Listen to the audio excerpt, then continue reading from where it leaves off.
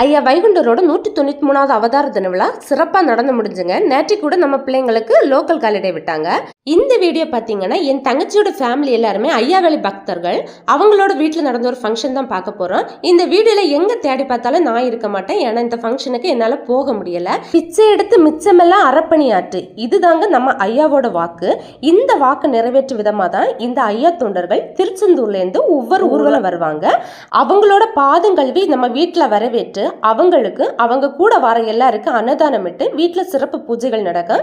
என் தங்கச்சியோட மாமனார் பாத்தீங்கன்னா ஐயாவோட தீவிர பக்தர், அதுவும் இல்லாம பூசாரியும் கூட. அதனால அவங்க வீட்டுல இதை வரவேற்று நிகழ்ச்சி தான் பார்க்க போறோம். ஐயாவோட வாழ்க்கை வரலாறு படிக்கும்போது எனக்கே நல்ல பூரிப்பா இருந்துங்க. ஏன்னு பாத்தீங்கன்னா உருவ வழிபாடு கிடையாது, கண்ணாடி வழிபாட்டு முறை. அதாவது நீ தேடும் இறைவன் உனக்குள்ளே இருக்கிறான். இதான் ஐயா வைகுண்டரோட சித்தாந்தம். வைகுண்டர் பிறந்த இடமான சாமி தோப்பு தான் தலைமை பதியா இருக்குது.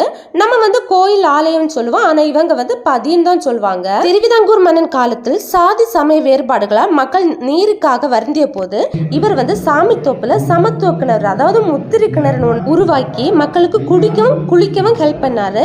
அது இன்னைக்கு சாமி தோப்புல இருக்கு. சாமி தோப்புல போய் வணங்குற மக்கள் அந்த தண்ணீரை எடுத்து தன்னோட பாதத்தை கழுவிட்டு தான் அந்த கோயிலுக்குள்ளேயே போவாங்க, அதாவது பதிக்குள்ளேயே போவாங்க, தலைமை பதிக்குள்ளே. பூஜை எல்லாம் சிறப்பா நடந்து முடிச்சுங்க. வீடியோ பிடிச்சா லைக் பண்ணுங்க. நன்றி.